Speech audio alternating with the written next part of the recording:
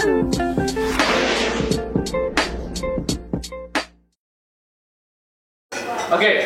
di hari ketiga ini kita akan masuk bagaimana kita membangun sebuah tim. Isunya adalah kalau di grup kita seringnya yang datang 100 tinggalnya 20. Dari 20 seminggu atau sebulan kemudian tinggal 2. Ya, artinya apa? Turnover rate-nya itu begitu tinggi. Kenapa? Why? Ya, pasti ada penyebabnya.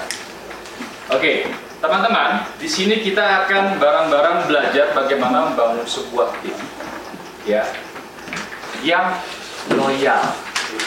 Ceritanya, ya, bagaimana?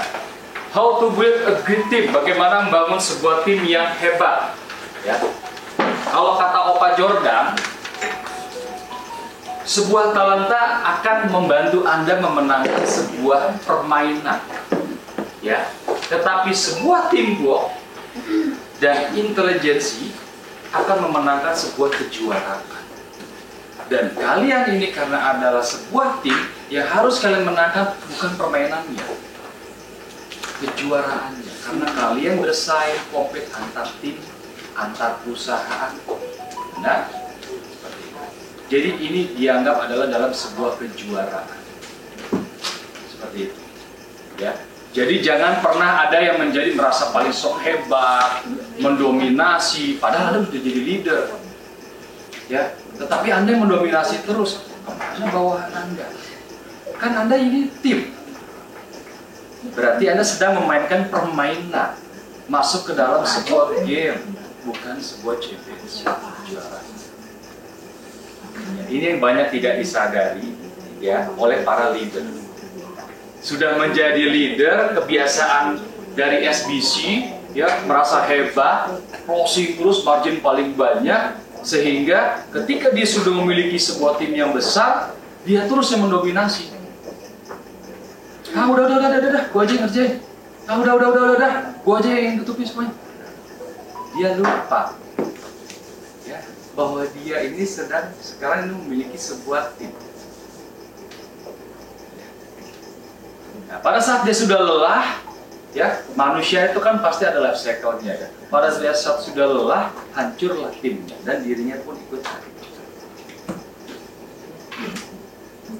Apa sih tim itu? Together everyone achieve more. Ya, bersama-sama, ya, setiap orang, ya, mencapai hal-hal yang lebih.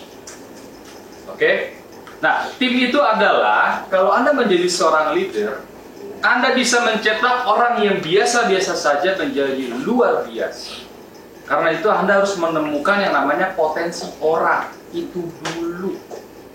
Anda ketemu saya sebagai calon VC, apa yang Anda lihat? Bukan Anda langsung iming-imingin, bro, di sini nanti lu bisa dapat duit banyak, ya, bisa lu beli Mercedes-Benz dan segala macam. Tapi yang Anda harus gali dari saya adalah potensi saya.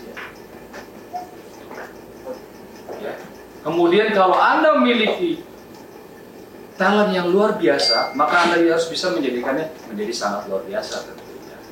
Nah, ini adalah makna dari sebuah tim. 3 tambah 3 bukan lagi 6, tapi sama dengan 10.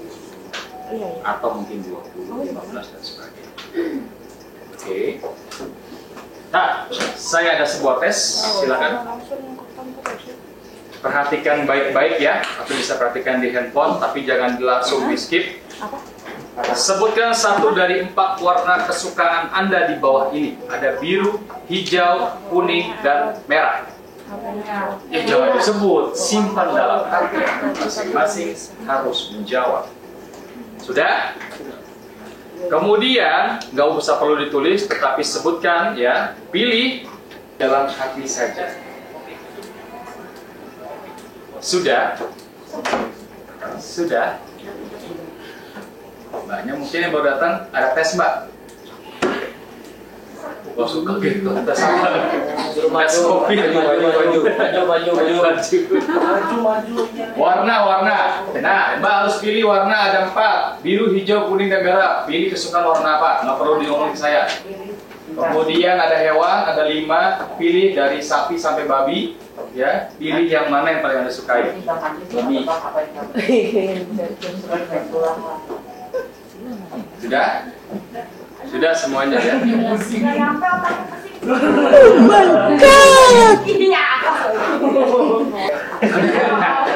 Emang ngaji ini ngaji. Berarti jenis kelamin, ada spesiesnya lagi kan? Udah ya, Pak ya? Oke, sudah ya. Kita lihat. Siapa yang pilih warna biru? Angkat tangan. Saya. Oh. Homo berarti homo. Homo itu namanya sama. Orang yang cenderung menyukai warna biru biasanya orang independen, cenderung dominan. Ya, ada di sini ya. Memiliki keinginan yang kuat, selalu ingin cepat berhasil. Ya, berbagai langkah, berbagai jalan, pokoknya hajar. Suka dengan kebebasan, suka berkompetisi, ya, petualang orangnya, cepat lelah dan tidak suka dikontrol. Oh, bahasa benar ya. Oke. Siapa suka warna hijau? Oh, dikit ya. Hijau. Wah, Hijau oh, beneran. padahal pasti pilih warna pink. Tadi udah dibacain dulu, Pak. Iya. Ada lagi itu. Ini yang paling bagus. Oke. Biar kelihatan akhlaknya paling baik. Orang yang menyukai warna hijau itu biasanya dapat diarahkan, orangnya gampang diatur. Betul.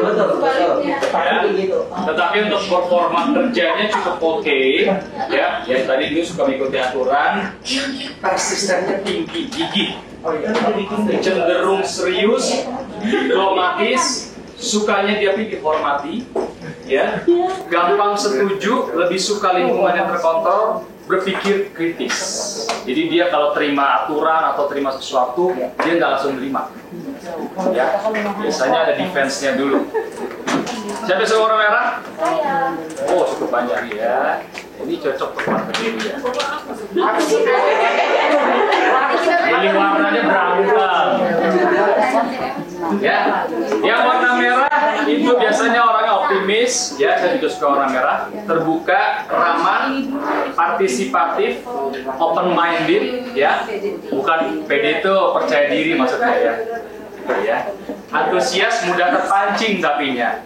Cerewet, suka menolong, nggak suka hal detail, suka dengan perubahan, persuasif, gampang membujuk orang, dan suka membujuk memang, menginginkan kebebasan berekspresi. Ya, benar atau salah? Siapa yang suka warna kuning? Hai dong. Cing, kamu suka semua warna? Semua warna ya? Merasa pelangi memang.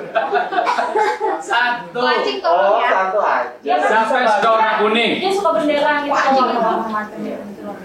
Siapa suka warna kuning? Gak ada ya? Gak ada suka warna kuning. Padahal dari tadi tuh saya cari-cari perempuan. Seriusan. Kuning katanya salah. Gua sudah merah tadi. Cuma dua kenapa?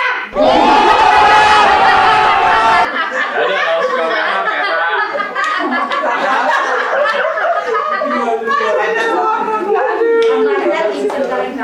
Ini teman-teman. Tadi saya mencari wanita yang suka warna kuning. Kenapa? Karena kalau warna kuning, wanita yang suka warna kuning, dia cocok dijadikan istri pacar.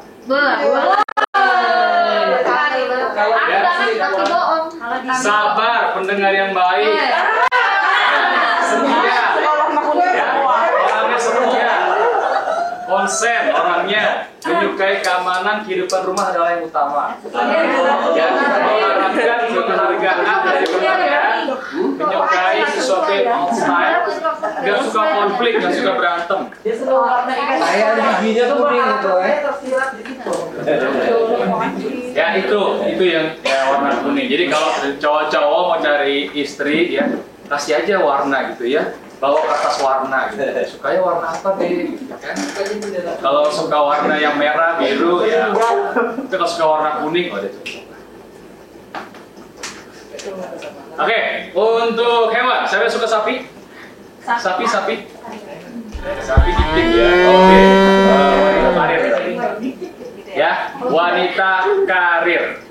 Orang yang cenderung menyukai hewan sapi dia biasanya menjaga pertumbuhan. Ya, pertumbuhan. Siapa yang suka macan? Cocok nih marketing. Ya. Macan itu prestasi adalah segalanya. Dia suka dihormati. Ya, malu untuk gagal. Biasanya. Siapa yang suka domba?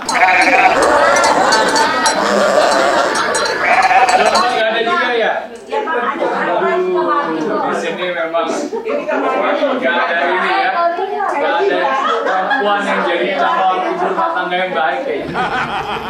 Dari tadi saya lihat lagi domba perempuan nggak ada.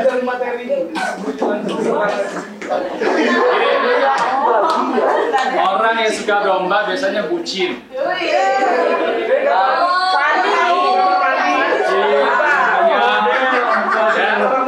Cinta adalah segalanya. Tapi ini nggak cocok jadi marketing. Karena gampang terbawa suasana. Anda bisa tes ini nanti ke staff Anda ya. Tes ini bisa Anda bawa ke staff Anda. Udah. Oh my God.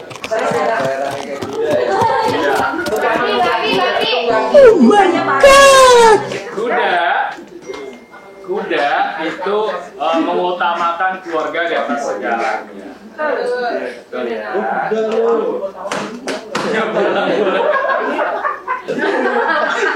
Babi, siapa babi? Babi. Siapa suka babi? Orang yang menyukai hewan babi, tentunya dia selalu mengejar uang. Pokoknya di pikirannya, di otaknya uang. Ini menghasilkan cuan nggak? Ini ada ciri-nya nggak? Oh betul, nggak salah lah. Itulah.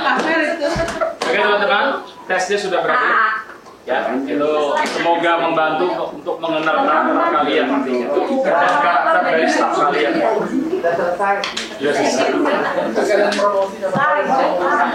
Oke, kita masuk ke intinya. Bagaimana cara membangun tim samurai? Ada yang tahu samurai? Loyal, berani dan berani berjuang sampai akhir bersama kita. Anda tahu YouTube ya pasti ya. Ya. Video gitu ya. Karyawan YouTube di awal ketika YouTube pertama kali diluncurkan, itu mereka rela bekerja tanpa digaji. Apa yang mendorong mereka untuk berani melakukan? Ya. Karena nanti kita lihat. Empat kekuatan seorang samurai. Sorry ini jadi agak berantakan sama saya. Yang pertama adalah bermental baja. Jadi teman-teman, kalau Anda punya staff, yang harus Anda di pertama kali bangun adalah mentalnya. Ya, mental berani malu. Ya, yang kedua harus berani ngadepin orang dalam apapun, dalam segala situasi. Ya, kemarin saya sudah kasih tips salah satu contohnya adalah teman-teman bisa meminta kepada stafnya di bawah ketika awal masuk, ya. Ini sebagai mungkin probation atau apapun, minta dia dalam waktu seminggu untuk mengumpulkan database sebanyak 5-7 setiap hari orang-orang asing yang tidak pernah dikenalnya sama sekali. Kalau perlu di satu hari itu Anda boleh ikut bareng sama dia temuin. Ya. Kalau 7 kebanyakan, cobalah 3-5. Terserah Anda. Ya. Karena itu ingin membangun modal dasar dia, bagaimana dia untuk supaya berani, kemudian bagaimana cara dia berkomunikasi ke orang lain. Seperti itu. Oke, harus punya mental baja, nggak cengeng, nggak baperan. Ya. Yang kedua adalah malu untuk gagal. Ya. Yang ketiga, harga diri dan prestasi di atas segalanya. Nah, teman-teman, Anda yang sudah menjadi leader di sini, Anda harus menekankan selalu. Ya, sorry saya agak flashback ke sana, gitu ya. Jadi kalau ketika di sana dapat habis komisi, ya, setiap tanggal 10 itu pintu langsung ditutup. Begitu ada salah satu kategori yang tidak tercapai, harga diri kalian kemana? Cukup. Kalian harus tebus. Saya nggak mau tahu. Sekali juara 1, nggak boleh juara. Yang tidak bisa memenuhi syarat, bayar. Sesuai dengan aturan, denda. Tahu ya? Orangnya ya. Seperti itu. Jadi harus selalu ditekankan dan diulang-ulang bahwa kalian itu kalau tidak closing atau tidak sampai target, harga diri kalian kemana? Yang terakhir adalah pastinya disiplin, konsisten, dan persisten. Kalau saya sih yakin anak-anak solid group ini semua pasti gini. Wong saya udah bilang saya dari solid aja masih ditawarin juga. Yang lucu tuh orang JFE, ya Pak Paulus. Tahu ya di rute BBJ ya. Udah tahu dia di rute JFE. Udah dijelasin, masih ada ditawarin juga. Dan nawarin sama marketing KPM Merin. Sampai Pak Paulus nelfon di rute Merin itu kan. Gitu. Bang Parli.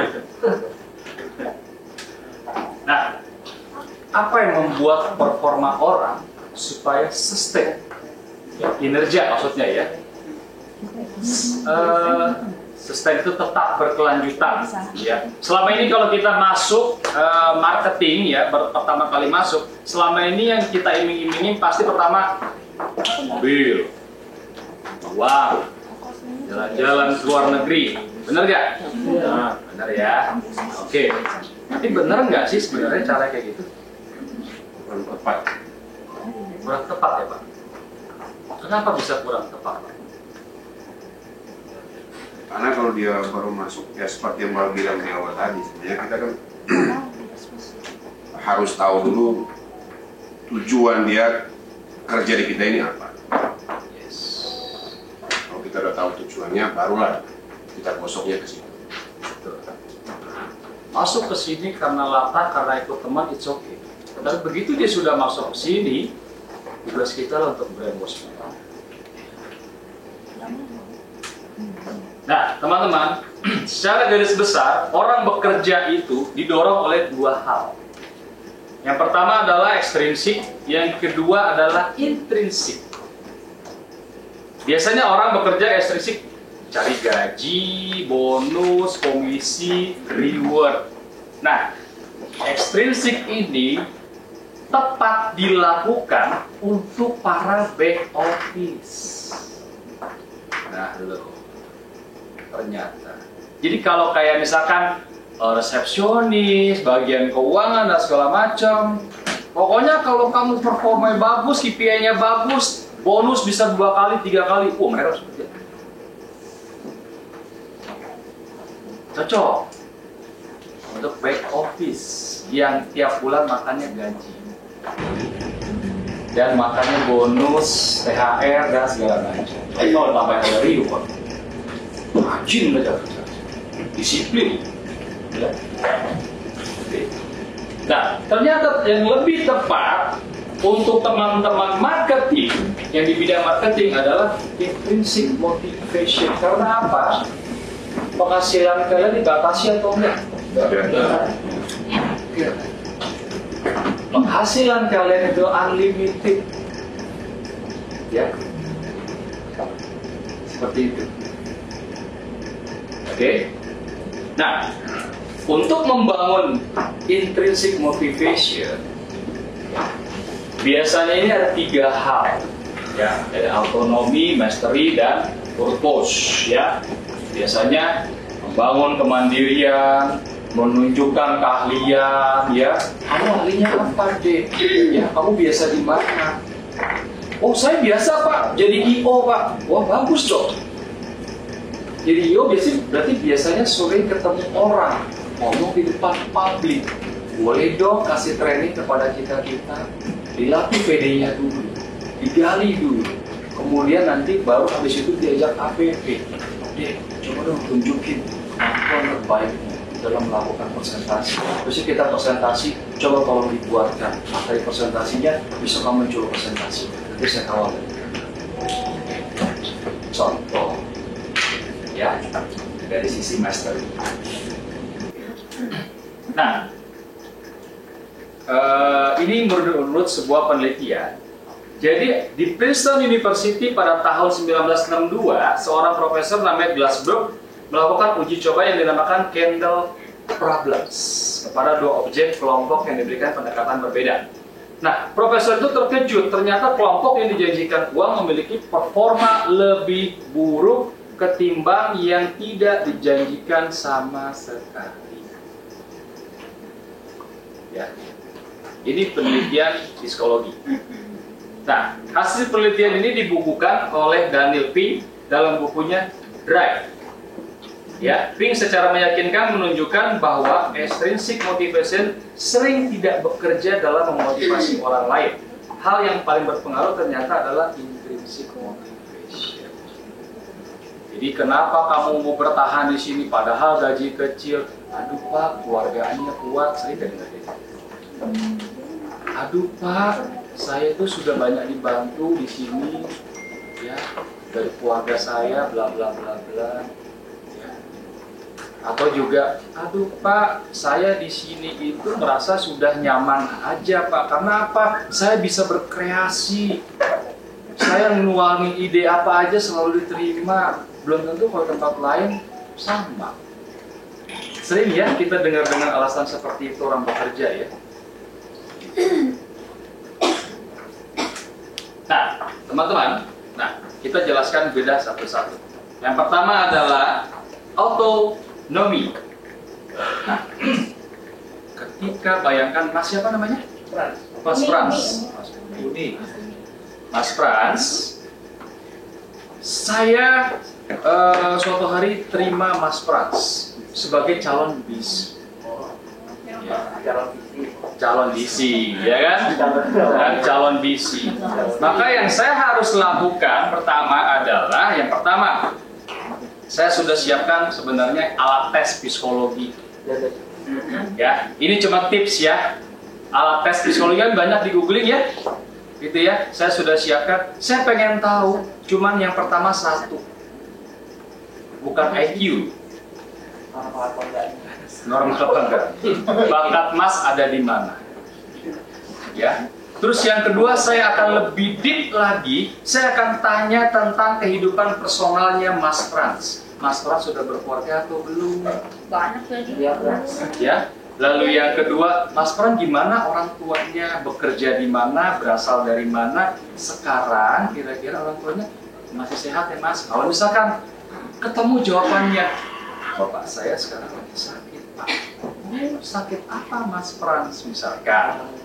Ya jangan Mas Frans lah, Mas siapa lah, Mas Anto aku jumpain ya. Gitu ya. Mas Anto misalkan ya. Oh Bapak saya sedang sakit Pak. Sakit apa? Sakit kanker Pak, sudah lama Pak. Di situ kita sudah menemukan titik celah. Yaitu kita sudah menemukan dari autonomi mastery purpose ini berarti masuk ke autonomi. Berarti kita bisa bantu dia untuk mandiri, membantu orang tua. Seperti itu caranya. Mungkin nggak harus pertemuan pertama, bisa jadi pas dia udah masuk kita ajak ngobrol lagi gitu ya, atau suruh leader kalian ya kalau kalian sudah pimpin segala macam, lebih menggali ke situnya. Ya, kalian tahu Rian Pincat Pekanbaru? Tahu ya, DPR. Nah ini sorry ya Mas Rian ya, saya cerita aja. Apa yang mendasari dia sehingga bisa melesat seperti itu?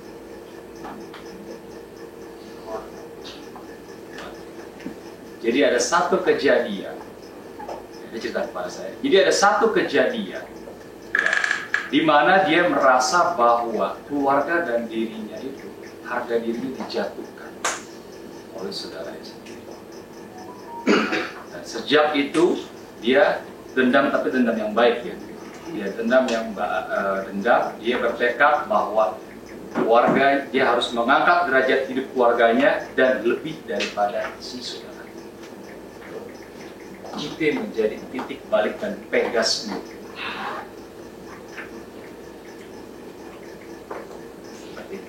Dan Pak Saiful menemukan, Pak Saiful membantu dia. Paham sampai sini teman-teman? Paham. Lebih kurang sama dengan saya. Baik, silakan Pak kalau mau saya. Lebih kurang sama dengan saya. Kalau dari yang cerita itu kalau saya bergabung di equity itu di usia saya sudah 54 tahun. Oh, oke Pak. Ya, sekarang saya tanggal 7 besok saya insya Allah 60 tahun. Ya, saya tahu 2001 bisnis ini betul-betul saya sukses. Boleh dibilang sukses. Tahun 2007-2008 saya jatuh. Itu sakitnya manusia itu sakitnya. Itu teman saya dalam. Saya jatuh dulu lantai. Sampai ke Tino. Nggak punya apa-apa. Bahkan kemana-mana naik motor. 2 minggu kemudian motor juga dicuri orang. Ya. Dan 2010 saya kerja di perusahaan asing. Alhamdulillah posisi dia. 4 tahun kemudian dengan waktu usia saya berhenti, saya bisa. Di akhir 2014, November tepatnya. Seminggu kemudian ada anak equity yang prospek saya. Dari cerita saya bergabung sebagai nasabah di equity dan itu juga kena AL. Oke. Semua menjadi nggak kebaruan. Semua menjadi membuat saya semakin ke titik nol. Tapi dari situ saya berangkat. Dari titik nol itu saya berangkat. Hampir 2 tahun saya tidak ada komunikasi sama anak istri. Karena pulang setiap malam terus. Pagi berangkat terus. Alhamdulillah saya tembus BBM sudah turun.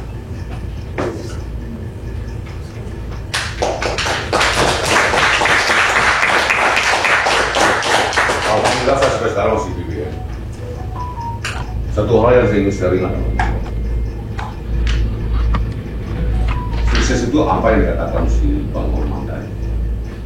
Kita mau atau kita ingin berangkat dari situ. Kalau kita bekerja di equity atau di mana perusahaan yang lain pun hanya sebatas bekerja, hanya ingin mendapatkan uang, kita sebetulnya sudah di tempat yang benar tapi dengan otak yang salah. Karena equity ini bisa mengantarkan orang kaya raya dalam waktu yang amat-amat relatif mudah. Apalagi yang sudah di posisi manajerial. Artinya apa? Posisi di manajerial itu sudah tahu semua apa yang harus dilakukan. Dilakukan dengan konsisten. Saya berulang kali mengatakan bahwa hari ini kita bisa menjadi sebuah keahlian, 3 bulan ke depan kita jadi 4 hari juga bisa. Kenapa? Karena nggak konsisten. Nah, konsistensi sini amat sangat dibutuhkan. Bahkan itu nilainya udah unlimited, udah nggak ada lagi batasannya. Konsistensi brutal sudah pasti, semangat apalagi. Sehingga apa? Kalau di dalam Islam itu mengatakannya begini, maaf saya sedikit membawa agama, saya bukan fanatik. Apa yang ada di otak kalian, Tuhan akan mengungkapkan jalannya. The law of attraction-nya akan jalan.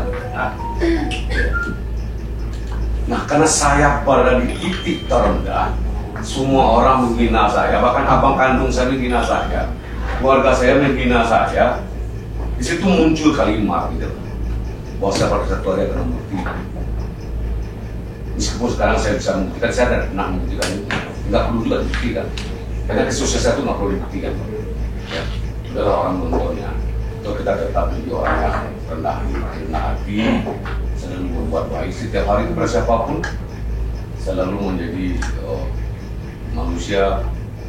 Setiap saya keluar dari rumah saya akan mengucap satu, ya Allah, yang kita membawa ini yang bisa memberikan manfaat kepada siapapun setiap hari. Saya tidak pernah mengatakan, ya Allah, mohon hari ini saya diceritakan sama yang ada. Saya disuruh pikirnya terbalik, saya disuruh pikirnya anomali. Kenapa anomali? Dan kalau kita dijadikan manusia yang bermanfaat, kita udah pasti sukses. Nah, mungkin seorang dia bisa bermanfaat, kerja nggak sukses. Saya berpikirnya anomali, saya disuruh pikir terbalik. Alhamdulillah ya Allah yang karim, saya bersyukur pada Tuhan. Selama saya berhubungan dengan equity, karena hal yang saya dapatkan yang akan biasa sebutkan itu satu. Tapi itu betul untuk diri saya. Meskipun saya tamatkan S2 Amerika, saya 8 tahun di Amerika, tapi saya masuk di equity ini dari titik nol, dari visi. Saya harus melepaskan semua baju kebesaran saya. Saya harus melepaskan semua atribut yang menempel di diri saya. Kenapa? Karena saya ingin, karena saya mau. Kalau saya tetap memakai baju kebesaran saya nggak ada hari ini. Pasti saya nggak ada hari ini. Nah, berangkat dari situlah. Kawan-kawan bisa mengambil hikmah ini, silakan. Ya, intinya apa yang dikatakan Pak Andre tadi adalah berangkat dari keinginan dan kemampuan. Nggak ada yang nggak bisa, semua pasti bisa. Begitu Pak Andre? Ya. Ya. That's the point, Pak.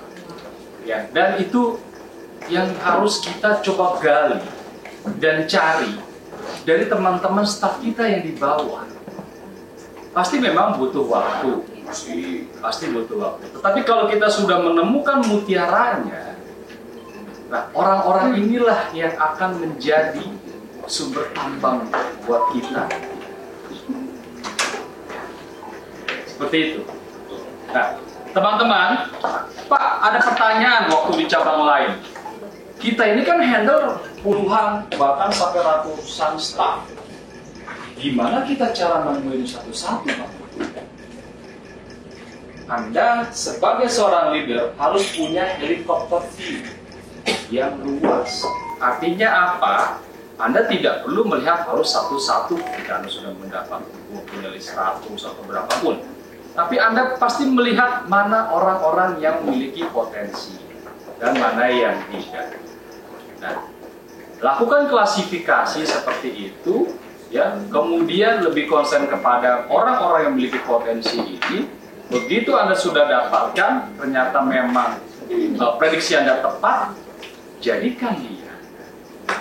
Ya, coba cari intrinsic motivation-nya apa. Ya, nanti apakah nanti ketemu apakah ada autonominya, masterinya, atau purpose-nya, seperti itu. Nah, itu sih sebenarnya triknya.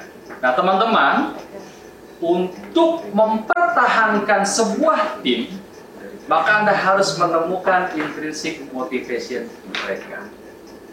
Anda harus mapping apakah mereka nanti memiliki autonomi, mastery, dan purpose. Karena setiap orang memiliki intrinsic motivation. Setiap orang. Sekalipun dia anak orang kaya, mungkin kelihatan kehidupannya baik-baik saja, ya, anak manja dan segala hal lainnya, ya, pasti memiliki satu intrinsic motivation.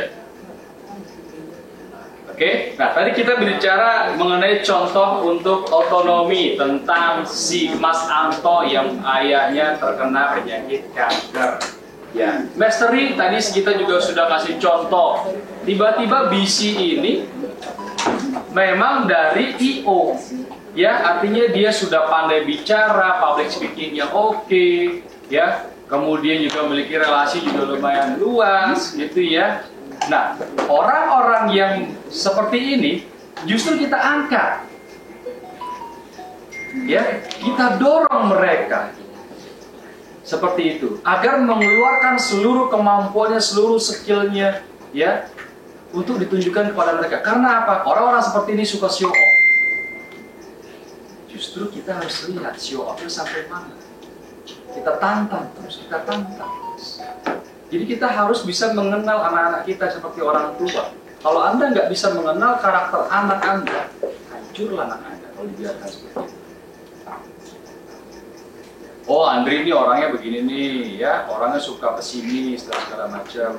Berarti saya harus lebih dekat, harus lebih motivasi. Adiknya enggak, adiknya itu bengal dan selalu semangat, ya. OPD-nya tinggi, kayak gitu. Berarti saya cuma harus mengarahkan aja. Ya, karena Anda, saya kemarin sudah bilang, Anda adalah orang tua, Anda adalah kakak. Bagi adik-adik Anda yang ada di bawah. Jadi Anda harus menemukan karakter dan intrinsic motivation masing-masing dari anak Anda. Nggak usah jauh-jauh dari orang baru. Mulai sekarang coba Anda temukan intrinsic motivation yang ada di anak Anda. Punya staff berapa? 10. Coba 10 dari 10, bisa nggak 5 orang itu bisa Anda temuin intrinsic motivation. Dari situ baru Anda olah. Nah, kalau Anda sudah terbiasa memiliki skill menemukan intrinsic motivation orang, ya seperti HR, kalau HR sudah tahu, misalkan sudah berpengalaman, orangnya kayak begini, kemampuannya ini nih, orangnya seperti ini, talentnya seperti ini, sudah hebat. Saya yakin tim Anda akan lebih kuat. Tim yang kuat itu bukan berarti tim yang paling banyak, bukan. Kalau Anda punya banyak pasukan tapi tidur semua juga percuma kan? Ya, yang ada bikin pegel hati.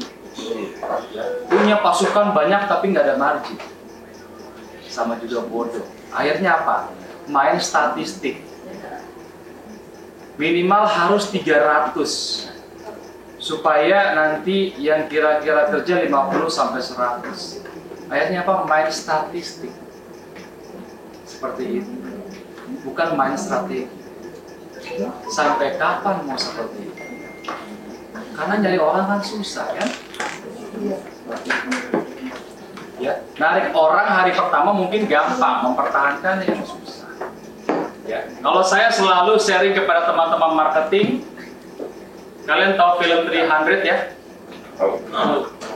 Cobalah bangun pasukan seperti itu. Spartan. Cobalah bangun tim Spartan di tim kalian. Gak perlu terlalu banyak. Saya punya tim hanya 25 atau 50, tetapi margin saya sama dengan tim yang 500 orang. Kerjanya bisa 3 sampai 5 kali lipat dari yang 300 atau 500 orang. Seperti itu. Ya, teman-teman ya. Oke, kalau purpose itu biasanya ada loh orang bekerja karena ibadah tujuannya. Karena dia sudah nggak mikir apa-apa. Gitu ya. Salah satunya, saya pernah nemuin waktu itu di BPF Bandung. Bapak tujuan kerja di sini untuk apa-apa? Ya kalau saya kan sudah pensiun, Mas. Saya sih ibadah tujuannya, Mas. Saya nanti bisa berbagi kepada adik-adik saya. Oh itu bagus. Itu salah satu purpose ya. Ada tujuannya juga mungkin seperti yang ini memberangkatkan haji orang tuanya, menyekolahkan adiknya seperti itu. Ya, saya cuma sampai SMA Mas, tapi nggak apa-apa. Tapi saya mau adik-adik saya ini sampai S2 nanti, sesuai dengan amanah dari orang tua saya sebelum meninggal. Sekolahkan adikmu setinggi mungkin. Seperti itu. Purpose. Paham sampai di sini perbedaannya? Kira-kira paham? Nanti pelajari pelan-pelan ya. Yang penting Anda harus menemukan dari 3 ini mana intrinsic motivation dari anak kalian. Seni memimpin saya ambil dari Napoleon Bonaparte. Siapa yang tidak kenal Napoleon? Ya, saya kutip kata-katanya ada 3 di sini. Seorang pemimpin adalah pemberi harapan. Nah, teman-teman, Anda sebagai leader, jangan pernah berhenti memberikan yang namanya harapan dan mimpi pada staff Anda. Jadi ketika mereka down ketika mereka biasa-biasa aja, apalagi ketika mereka lagi hot-hotnya, ya, jangan pernah tinggalkan mereka. Anda harus selalu memberikan harapan. Ya. Lalu yang kedua, setelah Anda menetapkan keputusan, tetap pada keputusan itu. Tidak ada lagi kata-kata jika, tetapi. Ya, tetapi kan dia anak buah. Ya, kalau begitu jangan deh. Kadang kita buat aturan kita sendiri yang melanggar. Sadari nggak hal itu? Ya, kita udah buat nih punishment, reward dan segala macam. Ada faktor kasihan lah, ada faktor mungkin kedekatan emosional kah, mungkin ada affair kah atau apapun. Akhirnya lembek lagi. Dilihat oleh tim lain nggak jalan itu aturan. Ini yang sering terjadi. Ya. Nah, kalau di sana, sorry, agak berkaca sedikit ke Aksa, siapa yang menjadi hakim dan polisinya, yaitu Ibu Yeti sendiri. Ya. Jadi kalau misalkan ada yang sampai melanggar dan itu ada WA, walaupun itu dari BC, boleh WA ke dia, masuk ke dia, leadernya yang melanggar, leadernya yang dihajar.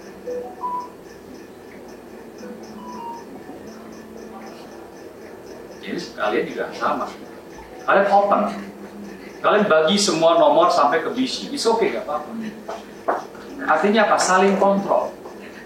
Jadi kalau ada yang sampai melanggar aturan leader-leader kalian, ya, dan itu diketahui oleh BC, dan Anda dapat laporan, Anda bisa panggil. Dan dalam tanda kutip, Anda sendiri jangan sampai melanggar. Oke, terakhir adalah hanya dua kekuatan yang menyatukan manusia, yaitu ketakutan dan minat. Bro, timnya Borneo tuh marginnya udah 3 juta dolar. Kalau kita nggak sampai 3 juta dolar, ya, kita akan kena punishment dari Pak Harno. Lu mau nanggung satu orang 500.000 atau 1 juta, misalkan kalau ada aturan seperti itu. Fairness, ketakutan. Jadi Anda perlu membangun sebuah aturan dalam bentuk reward dan punishment yang mengandung unsur ketakutan dan minat orang. Pertama sih ketakutan. Fairness.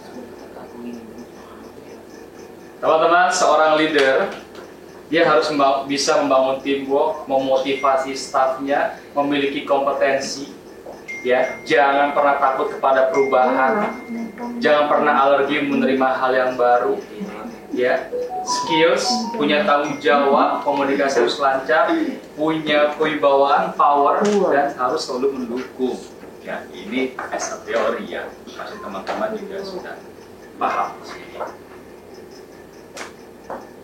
Ya, yang harus dijaga oleh seorang leader adalah pertama adalah target, fokus on target.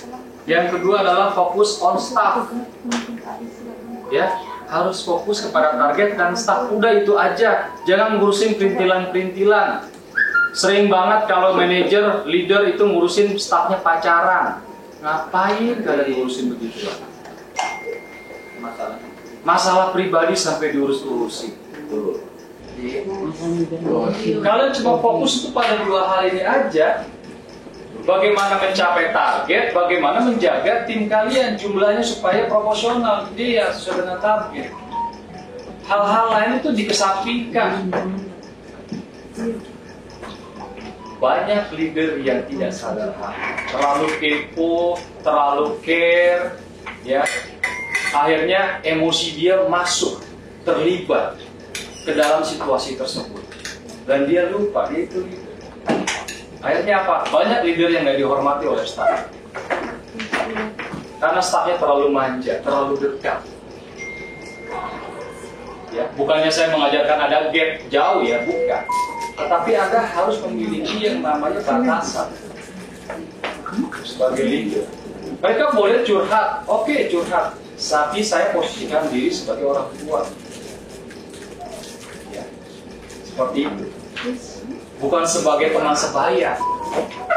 Kalau sebagai teman sebaya, nanti saya bantu, yaudah gue temuin pacar lu bareng-bareng. Akhirnya apa? Target kalian ketinggalan. Kalian sibuk pada hal-hal yang remeh-temeh. Fokus kepada dua hal ini aja. Target dan staff. Udah, yang lain tutup mata.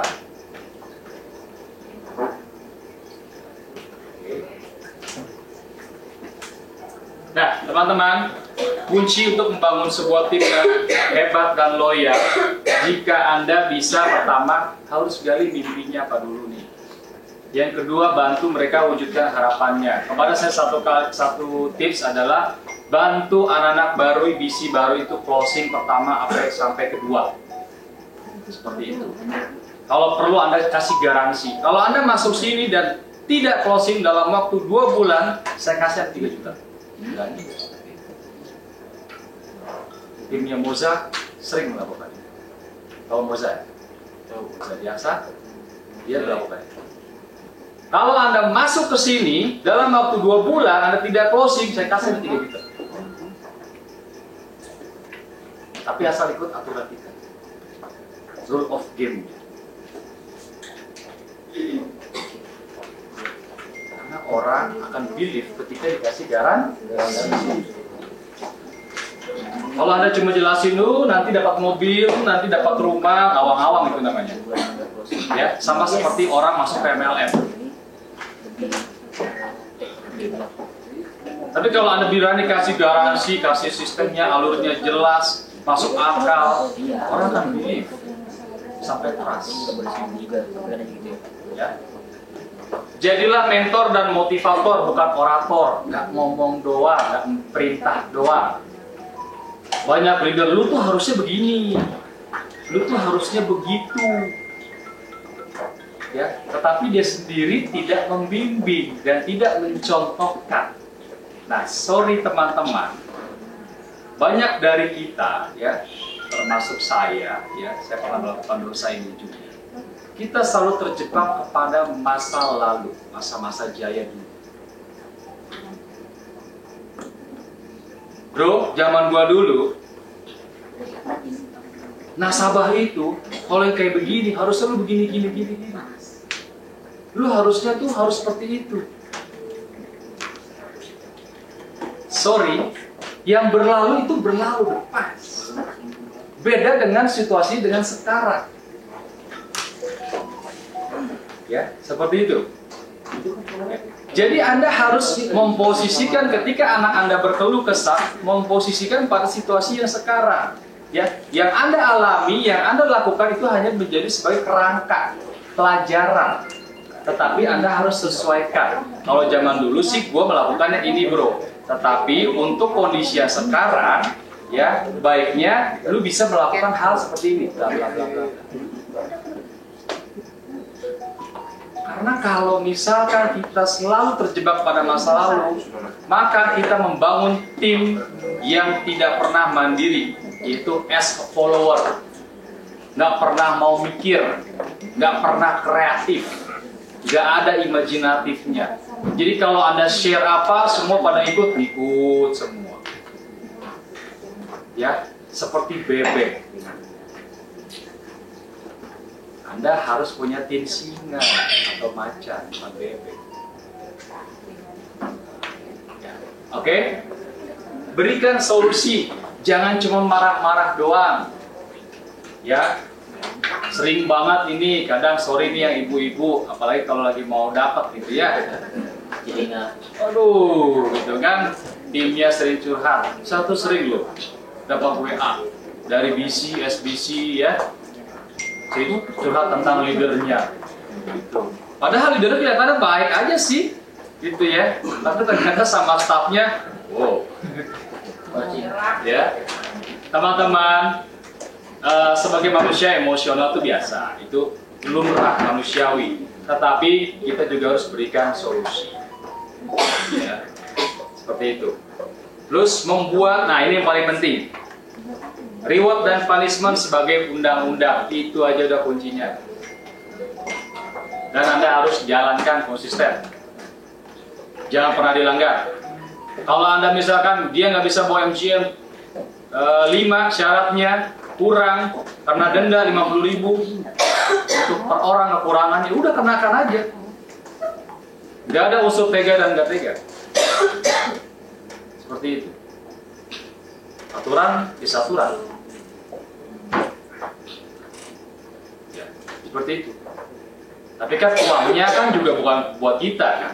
Nanti setelah dia memenuhi lagi, kita kembalikan. Bahkan kita kasih bonus kalau dia lebih. Misalkan syarat MGM harus 5 orang, dia cuma bisa bawa 3, berarti dia denda, satu orangnya 50.000, berarti dia harus bayar 100.000. Ya sudah bayar, tapi kita keep, ya kan? Di bulan berikutnya atau minggu berikutnya di bawah 7 orang, berarti lebih kan? Malah kita kasih, kita udah balikin uangnya, kita tambahin lagi. Itu sebagai rewardnya. Jadi clear sampai di situ. Begitu juga dengan hal target, 1 MGM saja. Ya. Dan yang terkena undang-undang ini bukan hanya tim kalian, tapi kalian sendiri juga. Jadi kalau kalian buat undang-undang jangan enaknya sendiri. Ya. Misalkan kalian sudah VBM-nya nggak kena. Ya, hanya di level bawah-bawahnya aja. Salah. Anda harus punya target. IM targetnya apa, BSF targetnya apa, sampai VBM. Nah, kalau saya sampai nggak memenuhi target, ya saya pun bayar denda. Seperti paham sampai di sini? Paham. Paham ya? Lakukan. Harus sudah paham. Oke, selanjutnya adalah ciptakan sukses role model minimal 20% dari total anggota. Teman-teman, orang paling mudah belajar itu kalau melihat orang lain, benar ya? Ikut. Apalagi kalau itu sebaya mereka. Ya. Anda punya tim misalkan 10, ada 2 orang yang sering closing, usianya rata-rata sama. Kalian panas-panasin aja, tinggal. Bro, si Andi sama si Norman itu gila bisa loh. Masa kalian nggak bisa? Pasti bisa lah. Ya, belajarlah dari mereka. Panas-panasin terus. Ya. 20% ya. Ya, kalau 10 berarti harus cetak 2. Ya, kalau 20 berarti 4. Itu aja. Komunikasi harus terbuka. Ya, jangan pernah menutup diri. Bisi nggak usah ketemu gua lah, salah. Ya, investasikan waktu. Ya, selalu investasikan waktu. Jangan pernah sok sibuk dengan anak-anak dan membiasakan 2 kali target. Contoh dari Pak Hartono, target 100.000. Kalian bilangnya jangan 100.000 ke bawah, 200.000. Biasakan seperti itu. Kan yang di bawah nggak tahu kan? Itu yang internal kan?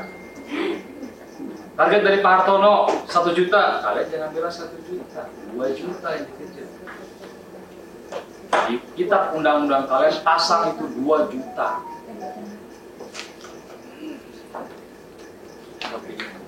Biasakan 2 kali.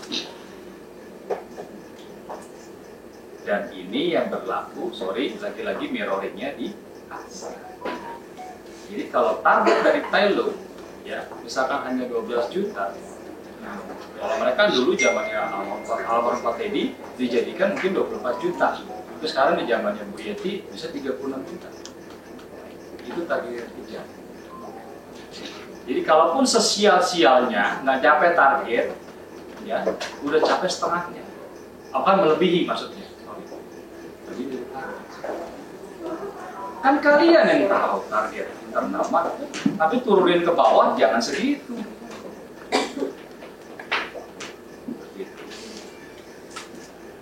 Nah, ini syarat tim yang hebat, artinya maksudnya gini.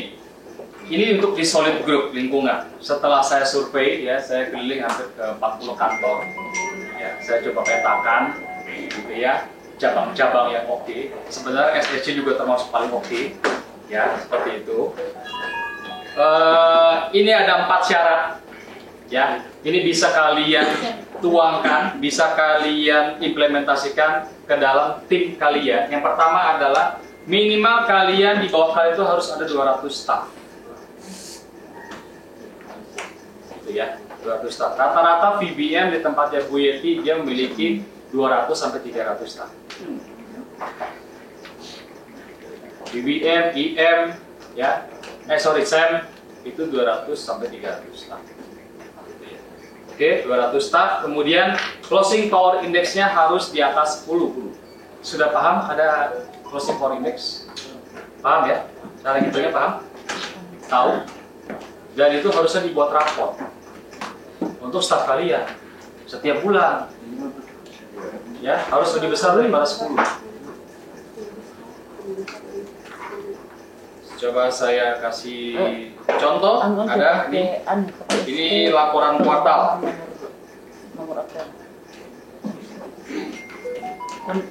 Kita lihat siapa yang paling besar.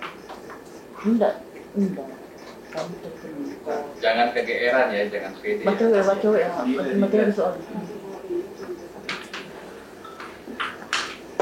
Nah ini contohnya, ini di tahun kemarin ya.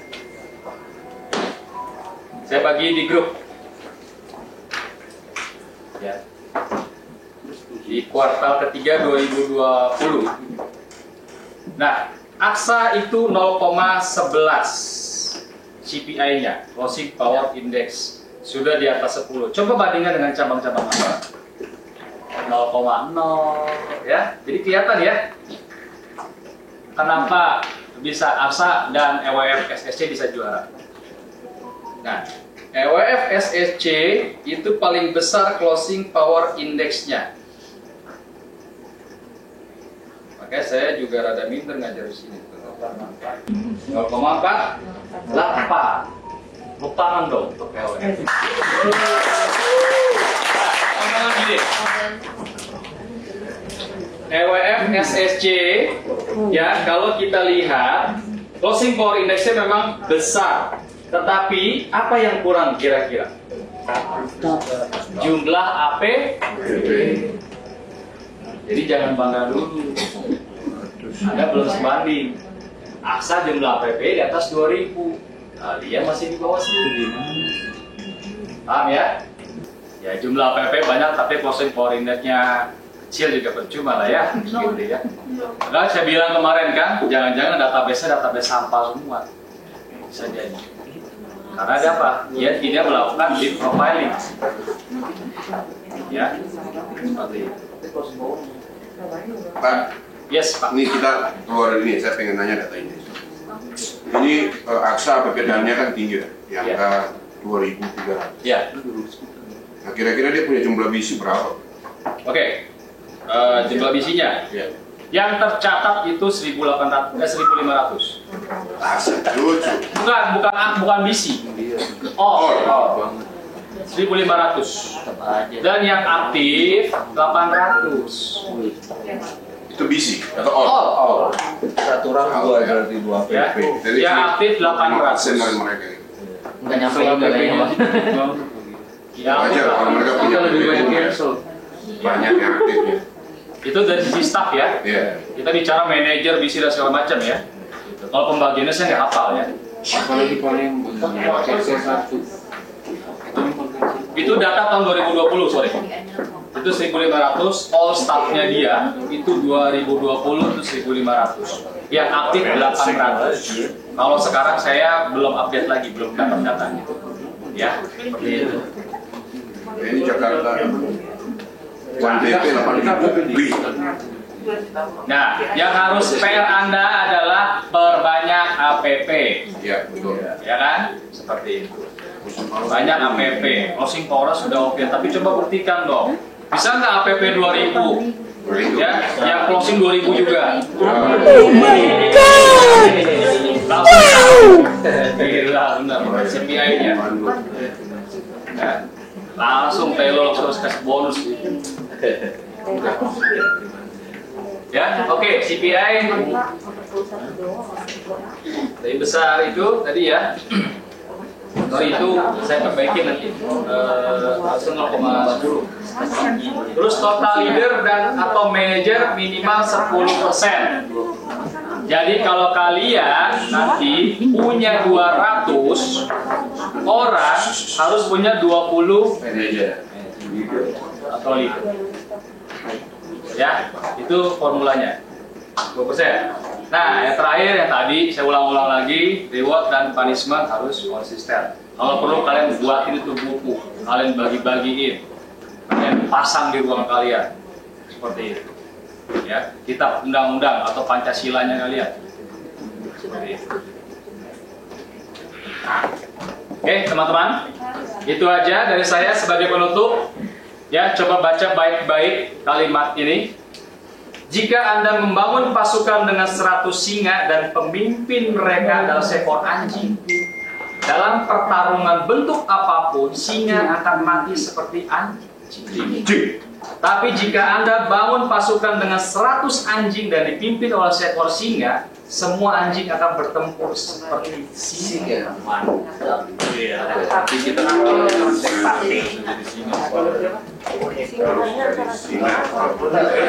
Anda pilih sebagai anjing atau singa? Tapi ada aja lagi nih. Ada aja yang pilih ayam. Ada yang keliling gitu jadi anjing. Sudah masuk. Anjing banget. Oke teman-teman, sampai di sini ada pertanyaan, silakan.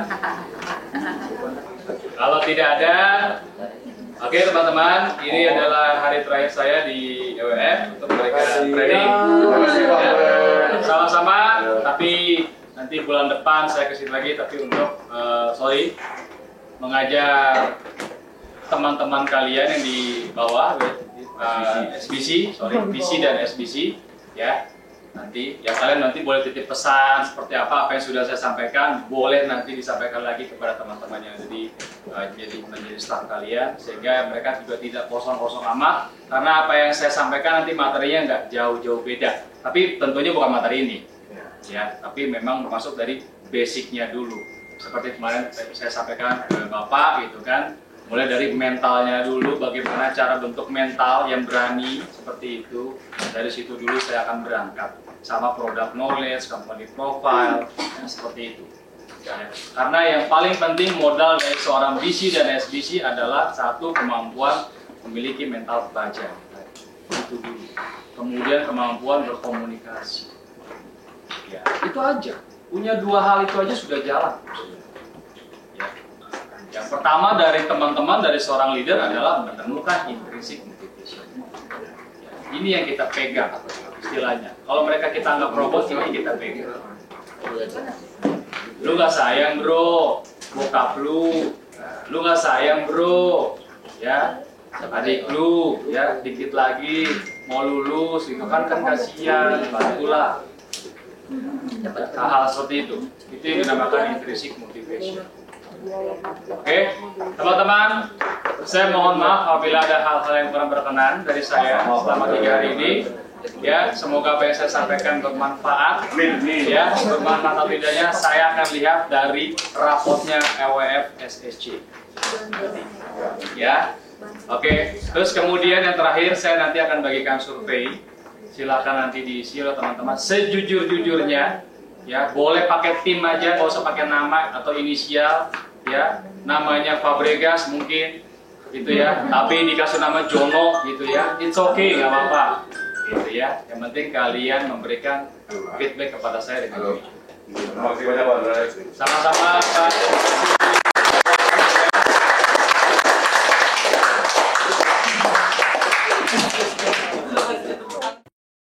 Kalau video ini bermanfaat, jangan lupa untuk like, share, and subscribe-nya ya netizen. See you on the next video netizen. Bye-bye.